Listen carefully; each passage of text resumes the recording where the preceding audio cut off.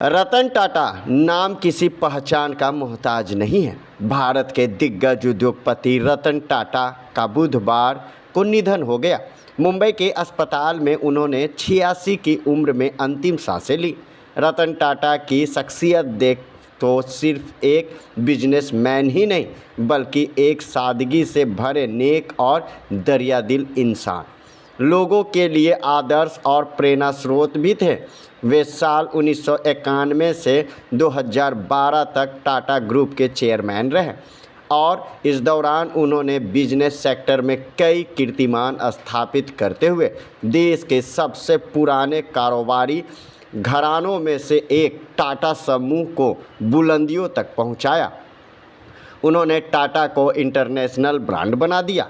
रतन टाटा का जन्म 28 दिसंबर 1937 को नवल और सोनू टाटा के घर में हुआ था।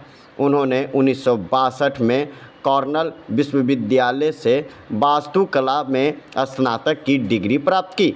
इसके बाद 1975 में हार्वर्ड बिजनेस स्कूल में एडवांस मैनेजमेंट कार्यक्रम पूरा किया। उनके पिता नवल टाटा एक सफल उद्योगपति थे और उन्होंने टाटा समूह में महत्वपूर्ण भूमिका निभाई थी। वहीं रतन टाटा की मां सोनी टाटा एक गृहिणी थी। रतन टाटा 1962 में टाटा इंडस्ट्रीज में सहायक के रूप में टाटा ग्रुप में शामिल हुए थे। बाद में उसी वर्ष Tata engineering and locomotive company के जमशेदपुर संयंत्र में 6 महीने की ट्रेनिंग ली। विभिन्न कंपनियों में सेवा देने के बाद उन्होंने 1971 में national radio and electronics company का प्रभारी निर्देशक नियुक्त किए गए।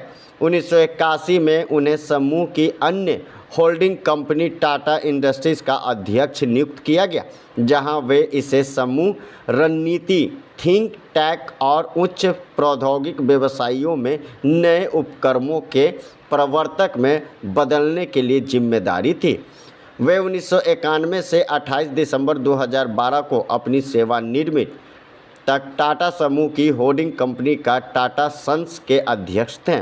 इस दौरान वे Tata Motors, Tata Steel, Tata Consultancy Service, Tata Power, Tata Global Business, Tata Commercial India Hotels और टाटा टेक्नोलॉजी सहित प्रमुख टाटा कंपनियों के अध्यक्ष थे।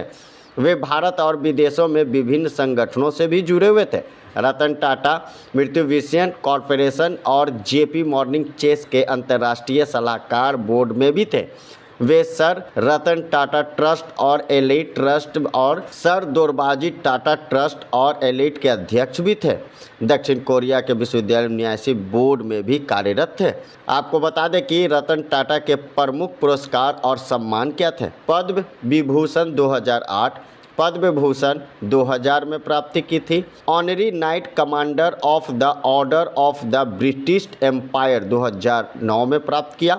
इंटरनेशनल हेरिटेज फाउंडेशन का लाइफ टाइम अचीवमेंट अवार्ड 2012 में उन्होंने प्राप्त किया। आपको बता दें कि प्यार होने के बाद भी ताउम्र रहे अविवाहित। रतन टाटा तरमाउज अविवाहित रहे। वह 4 बार शादी करने के करीब आए लेकिन विभिन्न कारणों से शादी नहीं कर सके।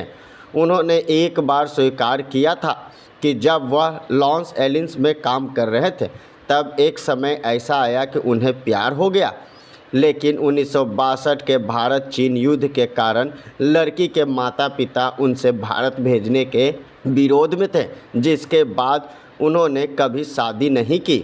आपको बता दें कि रतन टाटा की उच्च शिक्षा अमेरिका के कर्नेल यूनिवर्सिटी में हुई, जहां उन्होंने हॉर्टिकल्चर में डिग्री प्राप्त की। आपको बता दें कि जब रतन टाटा को जहाज़ उड़ाने का शौक़ सवार हुआ, अमेरिका में उन दिनों फीस भरकर भी माल उड़ाने की सुविधा देने वाले सेंटर खुल चुके थे। उन्होंने अपना यह शौक़ पूरा करने का सुनहरा अवसर मिला। दिक्कत थी तो सिर्फ पैसे की, क्योंकि तब उन्हें इतने पैसे मिलते नहीं थे कि फीस भर सकें।